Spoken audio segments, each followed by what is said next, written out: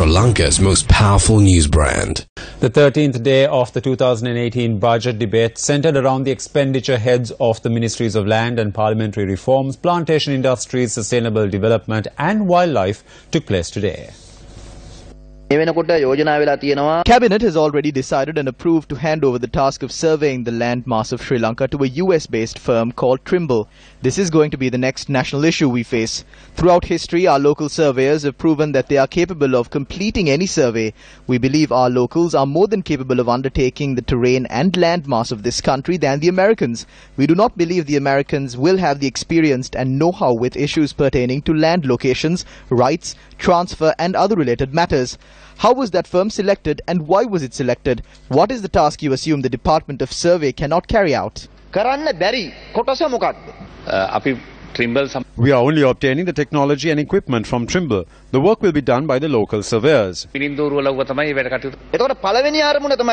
Chairman, is it going to cost 99 million rupees to prepare a database for this process?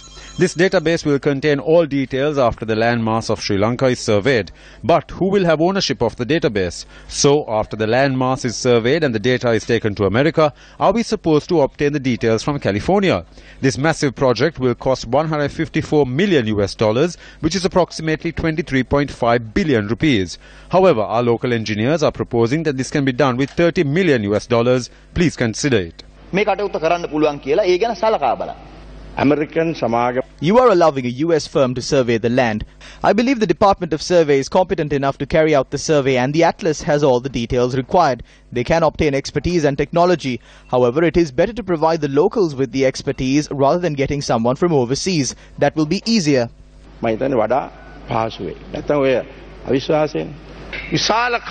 This will take a long time. Approval needs to be obtained from various institutions and it must be referred to the Land Use Planning Committee. It must take a decision and revert to the Provincial Council Ministry. Then it must be presented to Cabinet and the Ministry and finally to the Minister following approval. If you look at the time period it would take, many investors who come here will turn back. Therefore, we have sought the assistance of Trimble to use the latest available technology, including satellite technology, to survey the landmass of Sri Lanka. Some are looking at this in a negative way. Zulfik and Chaturanga join us now from the newsroom with more on this story. The project for a database is going to cost $23.5 billion. Chaturanga, let me ask you this. Doesn't Sri Lanka have the experts in the Department of Survey and the expertise to conduct this task on its very own? Very interesting question there, Zulfik. Let me tell you the background of what we are talking about.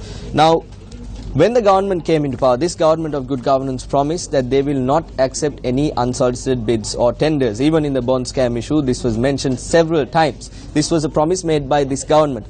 This government also made another promise. That promise was to give all the citizens of our country a plot of land of their own.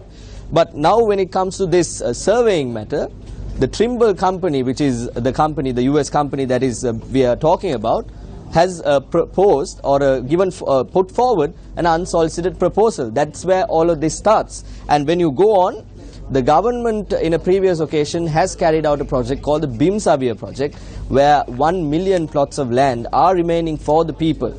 Out of that, only 400,000 plots of land were allocated and there are 600,000 still remaining. So this surveying, this project is done in a backdrop where 400,000 plots of land have been given and 600,000 plots of land are still remaining.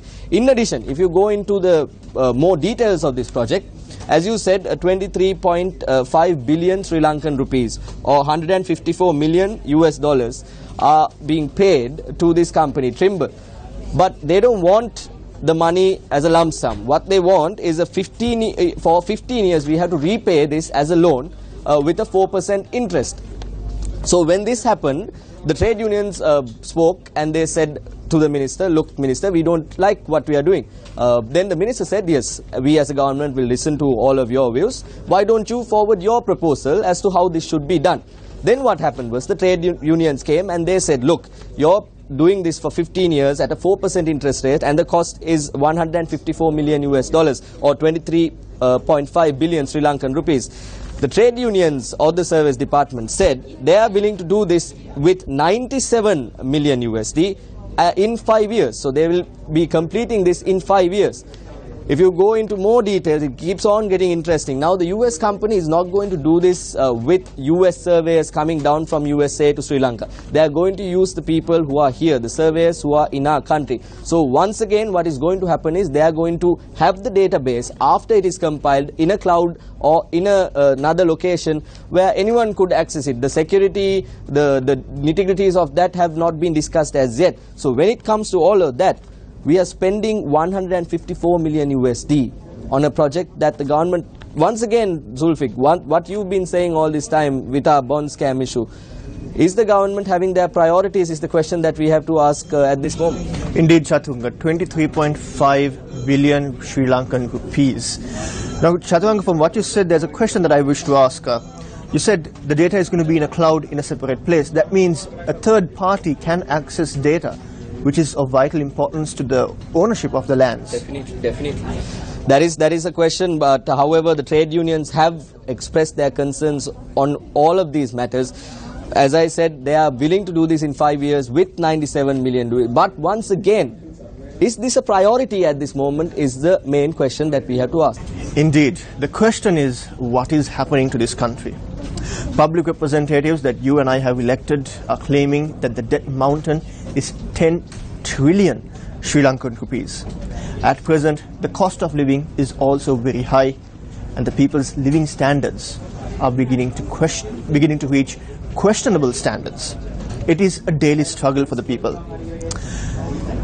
The project has been approved or passed for the land survey of Sri Lanka, while Sri Lanka's debt mountain is growing more and more.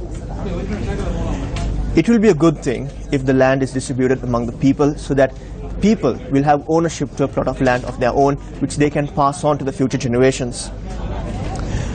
But one must remember that lands were given for industries and other enterprises, but those lands are now left abandoned. There's no one there, there's no construction on it. All three phases of the Central Expressway is going to cost the Sri Lankan government and the people of Sri Lanka $500 billion. Now I must mention that these are loans at high interest rates. The Prime Minister recently said that 2019 is going to be the year where Sri Lanka will have to pay the highest debt repayment installment. With the bond scam, we highlighted through expert opinion that the debt mountain is high and the debt that we incurred from the bond scam has attributed to the massive debt that we have to pay back. The prices of goods are going up. Rice, dal, coconut, you name it. Everything is at a high cost. So public representatives are making decisions at the House of Legislation. But are they making decisions on behalf of the people? You might remember last evening, President's Counsel Hemantha Surya, speaking on Newsfirst, said that a new act called the Foreign Exchange Act has been brought in. Zulfik, we also mentioned how this Exchange Act is further going to tax the people who are even outside the country. Indeed. Sending in the money. And we also mentioned that this act is going to repeal the existing Exchange Control Act. Public representatives are passing laws, but are those laws being passed for the people, and are the people being made aware of these laws that are being passed? President's Counsel Hemantha Surya further elaborates on this new Foreign Exchange Act. For the first time in Sri Lankan history, or world history for that matter, Parliament is taking steps to free a respondent. There was a case in the High Court against a former cabinet member of the Good Governance government. The judge, on the day of her retirement, delivers a lengthy verdict and releases the respondents Nexia Corporate Consultants Private Limited, Lincoln Piyasena and Ravi Karunanayaka. They were not acquitted of all charges. The complaint still stands, so a case can be filed once again at any given time. How did Ranil Wickremesinghe and the UNP appoint such an individual as the Minister of Finance? This was a case filed under the Exchange Control Act. This has been repealed. The Foreign Exchange Act has been put in its place. Article 30 of the Act states, quote, all suits, actions and proceedings instituted under the repealed Act and pending on the day immediately prior to the appointed date shall, with effect from the appointed date, be deemed to be suits, actions and proceedings instituted under the repealed Act and be heard and concluded under the Act, unquote. This act was certified on the 28th of July 2017. This act was certified on the 28th of July 2017. That means if a case has been filed before this date, then the case can proceed unhindered. However, Ravi Karunanayake was released of the charges. A new case has not been filed. Therefore, the legislator through this act has acquitted Ravi Karunanayake and 2 other respondents. Why did they have to include such a clause in this act? There is a good reason for it. They say that Mahinda Rajapaksa and Ranil Wickremesinghe have a deal. There are members of this government as well who earned money fraudulently and sent it abroad. They have created a situation which allows them to bring back their money after 6 months. You couldn't have brought this money down before because you get caught. Once they bring in the money, no one can question how they earn this money. The other thing is that you cannot file cases in the Magistrates Court or High Court for any case. They have repealed the Money Laundering Act and the Prevention of Terrorism Act in this manner.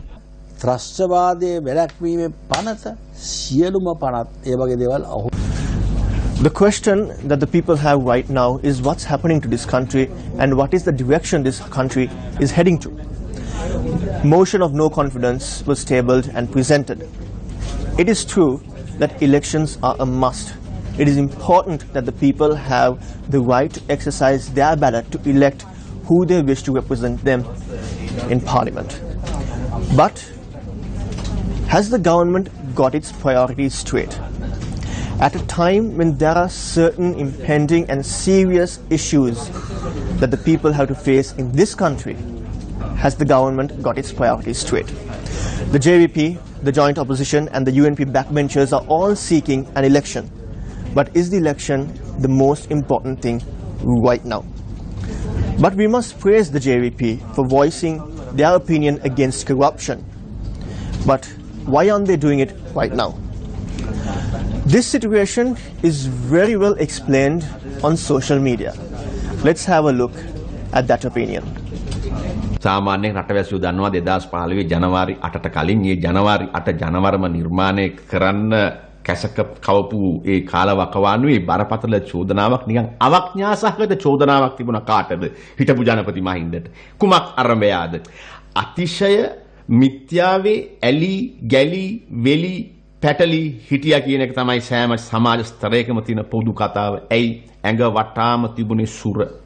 කලවේ සිට බඳ දක්වාත් ගෙලේ සිට බාහුව දක්වාත් මේ සියලු තැන් ස්පර්ශ වෙලා තිබුණේ සුර යන්ත්‍ර මන්ත්‍ර ගුරුකන් තමයි ඇඟ වටේම ඔතාගෙන හිටියේ. ඒක අර බෝල මිරික අමුතුම ආතල් එකක් තමයි තිබුණේ මිත්‍යාව සම්බන්ධයෙන්. ඒක මිනිස්සුන්ට දුන්න අතපය දිගෑරලා දුන්නා. ඒකටම ගැලපෙන ජ්‍යොතිෂකාරයෝ ටිකකුත් නිකන් උඩින් පාත් වෙලා වගේ ඔය කියවන්න පටන් ගත්තා ගිරාපෝතකයෝ වගේ. කොහොම නමුත් සමස්ත සමාජයක්ම ඇදගෙන ගියේ සහ ඇදගෙන ඇවිල්ලා තිබුණේ මා මිත්‍යා දෘෂ්ටියක් පිටුපස තමයි අරගෙන ඇවිල්ලා තිබුණේ. දේවාල කෝවිල් පෙන්වන්න බෑ. දැක්ක තැන ඇද වැටෙනවා සහ බිම වැටෙනවා. එහෙම පරිසරයක් තිබුණා. කොහොම නමුත් ඒ පරිසරයේ පිළිබඳව මිනිස්සුන්ට යම් නොසතුටක් සියල්ලන්ටම නෙමෙයි මධ්‍යස්ථ උගතුන්ට මධ්‍යස්ථ මතධාරීන්ට බුද්ධිමතුන්ට මොකද්ද මේ කියලා පිස්සුව වගේ හැඟීමක් ආවා. ඒ හැඟීම් සියල්ලත් පෙරළුණා 2015 ජනවාරි 8 ජනවර්මේ ඡන්ද පෙට්ටියට ඡන්ද මල්ලට. ඒ කාලේ කොහොමද රනිල් හිටියේ අම්මට සිරි ඕස්ට්‍රේලියාවේ විපක්ෂ නායකයා වගේ හිටියේ. ඩේවිඩ් කැමරන්ගේ එක්කුසුපන් සහෝදරයා වගේ හිටියේ. නිකන් ඒ වගේ අමුතු යුරෝපීය ස්ටයිල් එකක් තමයි තිබුණේ. ටයි කෝට් අඳින්නේ. එහෙම හිටපු රනිල් බැඳුම් කර කොමිසමට ගිහිල්ලා සාක්ෂි දී නොකියම ගියා තිරුපති වඳින්න. දැන් කොළඹට ටයි කෝට් දාගෙන ඉංග්‍රීසි කතා කරන මේ බය නැති අගමැති බලන්න තිරුපති කෝවිල ඉස්සරහා නිකන් හාවෙක් වගේ. හාවෙක් ගන්නට වැටලා තියෙනවා. අර ටයි කෝට් ගැලවිලා. නිකන් අර රෙදි කඩ මාල්ලක් ඇඳගෙන සෙරප්පු කුට්ටමකුත් නැතුව. මොකද්ද මේ නටන නාටකම රටේ යකෝ රාජ්‍ය නායකයා. ඇයි මේ තරම් බය? දැන් රාජ්‍ය නායකයෝ මේ වගේ ගමන් බිම යනකොට මහින්ද සමේදී රත්තරන් තිලක්ලා වගේ හැංචෝ පැංචෝ තමයි මහින්ද මේ කොළඹ කොල්ලුපිටියේ අරලියගහ මන්දිරේ හෙන්චයොට කියනවා තිරුපති වන්දනාවට මහින්ද වෙනුවෙන් බාරහාරෝප්පු කරන්න පුදුම වැඩක්. දැන් සාමාන්‍යයෙන් රටේ සාමාන්‍ය ජනතාව දෙවියෝ වන්දනා කරනවා යදිනවා. මොනවද ඒ අයට ඉල්ලන්න තියෙන්නේ? අනේ මගේ රැකියා ස්ථිරත්වය අරන් දෙන්න. මගේ ලෝන් එක පාස් කරලා දෙන්න. මගේ බිරිඳගේ පත්වීම සකස් කරලා දෙන්න අනේ දෙවියනේ. අපිට බඩගින්නේ ඉන්න හෙටක් උදා කරන්න එපා අනේ දෙයියනේ කියලා එහෙම යදිනවා සාමාන්‍ය මිනිස්සු. දැන් රනිල්ලට මොකද්ද යදින්න තියෙන්නේ? හත් වලාමේ තුන් වේල බඩකට පිරෙන්න කන්නත් හම්බෙනවා මහජන මුදලින්. අරලිය ගහ මන්දිරේ ලයිට් බිල වතුර බිල ගෙවන්නේ රටේ මහා භාණ්ඩාගාරයෙන්. යන්නේන වාහනේ ඉන්ධන ටික ගහන්නේ රට්ටු. පුරවැසියෝ ආරක්ෂකයින්ට පඩි ගෙවන්නේත් රට්ටු මොන වගේ අඩුපාඩුවක්ද හෙට දවසේ බඩගින්න දැනේ කියලා බයක් තියනවද තමන්ගේ ජීවිතේ අනාරක්ෂිතයි කියලා බයක් තියනවද මොකද්ද ප්‍රශ්නේ හැබැයි ප්‍රශ්නයක් තියෙනවා ඒ මොකද්ද සාමාන්‍ය පුරවැසියන්ට තියෙන ප්‍රශ්නේ නෙමේ රනිල්ලට තියෙන්නේ අනේ දෙවියනේ මං ගහන ගේම් ටික මට ෂේප් කරලා දෙන්න බැඳුම් කරෙන් මාව ගොඩ දාලා දෙන්න මෛත්‍රී ඔලුගෙඩි හුමාරුවක් දාලා මගේ අගමැතිකමට කෙලිනව නම් අනේ තිරුපති දෙවිඳුනේ මට net හෙලන්න මාවිත බලන්න මට පිළිසරණ ලබා දෙන්න ඔන්න ඕවන් ඉල්ලන්න ඕනේ දැන් සාමාන්‍ය ජනයාට තියෙනවා අතිවිශාල ප්‍රශ්න ටික සාමාන්‍ය ජන ජීවිතයයි අන්ත දුප්පත් එදා වෙල හොයාගන්නේ බොහොම අමාරුයි নানা ප්‍රකාර ලෙස යනවා දේවාල වලට කෝවිල් වලට පූජා වට්ටි අරගෙන හා කියමුකෝ ප්‍රශ්නයක් තියෙනවානේ දැන් මේකට තියෙන ප්‍රශ්නේ මොකද්ද ප්‍රශ්නේ තමයි බය ඇයි බය ඇති වෙලා තියෙන්නේ පොරොන්දු ඉටු කරලා නැහැ සමස්ත රට්ටු ටික රවට්ටලා තියෙන්නේ හොරු ඇල්ලුවෙත් නැහැ අල්ලනවා කියලා තමයි පරසක්වල ගහලා ආවේ රනිල්ලගේ යහපාලන මරාලේ අල්ලපු හොරෙකුත් නැහැ දඬුවම් දීපු මිනිහෙකුත් නැහැ මහජනයාගේ බලාපොරොත්තු ඉටු කරලත් නැහැ මහජනයාගේ දුප්පත්කමට ස්ථිරසාර විසඳුම් දීලත් නැහැ මහජනයන් දෛනිකව රවට්ටපු එකේ ඒ මානසික ડિප්‍රෙෂන් එක තියෙනවා රනිල්ලට අන්න ඒක වියෝජනේ සඳහා තමයි යන්නේ තිරුපති වන්දනාවට